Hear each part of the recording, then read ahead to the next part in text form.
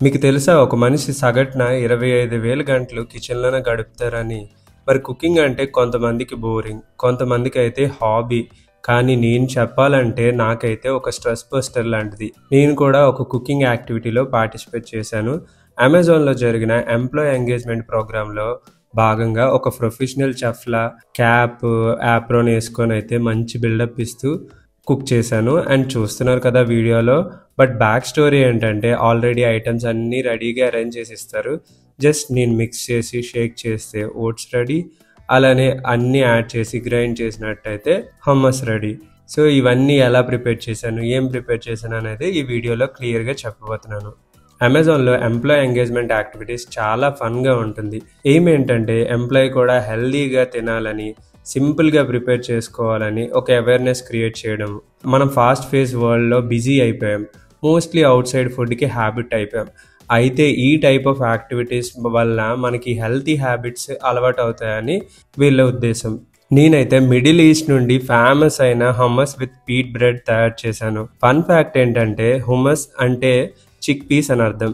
మరి ఇస్రాయల్లో అయితే హుమ్మస్ national డిష్లా consider చేస్తారు. ప్రిపరేషన్ అయితే చాలా సూపర్ సింపుల్ అని చెప్పుకోవాలి. సోక్డ్ చిక్ పీస్ని బాయిల్ చేసి కొంచెం olive oil, garlic, lemon juice add చేసుకొని బాగా బ్లెండ్ చేయాలి. అలానే సెసమీ పేస్ట్, అదేనండి తహీన్ కూడా యాడ్ చేయాలి. ఈ తహీన్ అయితే రెడీమేడ్గా దొరుకుతుంది, అది కూడా యాడ్ చేసుకొని బాగా పేస్ట్లా గ్రైండ్ చేసుకోవాలి. అంతే, హమ్మస్ రెడీ.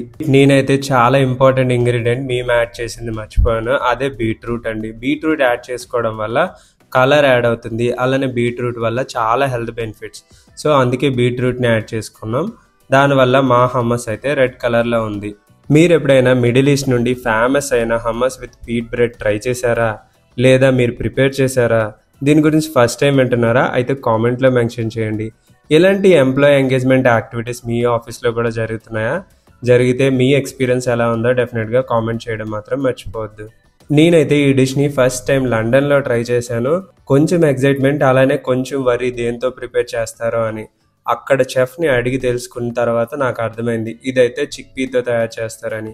అబ్బో, అప్పుడు పర్వాలేదు, ఇదైతే తినకూడని ఫుడ్ అయితే కాదని అనుకున్నాను. నాకైతే ఫస్ట్ టైమే బాగా నచ్చింది. ఈసారి నేనే ప్రిపేర్ చేసి నేనే టేస్ట్ చేశాను. నాకైతే చాలా బాగా నచ్చింది.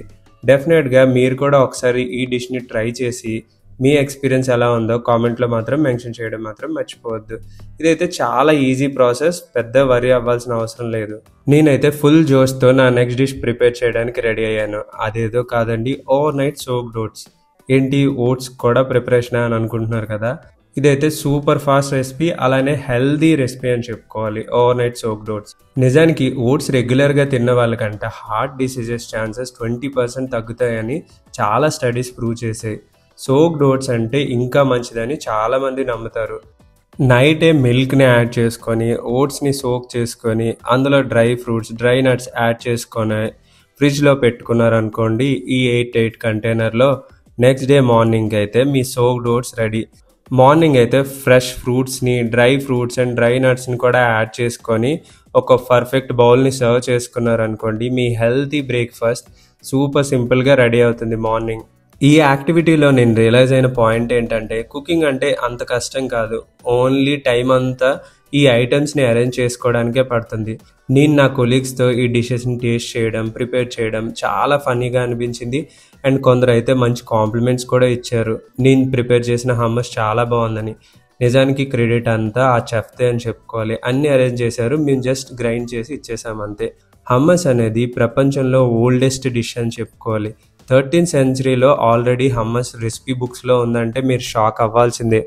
ఈ యాక్టివిటీలో హైలైట్ ఏంటంటే టీమ్ వర్క్. మనం ఒక టీమ్గా డిష్ ప్రిపేర్ చేయడం, హెల్దీ ఈటింగ్ గురించి అందరికీ ప్రమోట్ చేయడం, fun and laughter and stress release అవ్వడం, ఇదంతా part of the engagement activity అని చెప్పుకోవాలి. ఈ వీడియో మీకు నచ్చినట్టయితే ఒక లైక్ చేయండి, మీ అభిప్రాయాన్ని కామెంట్ చేయండి. మరిన్ని వీడియోస్ కోసం ఛానల్ని సబ్స్క్రైబ్ చేసుకోండి.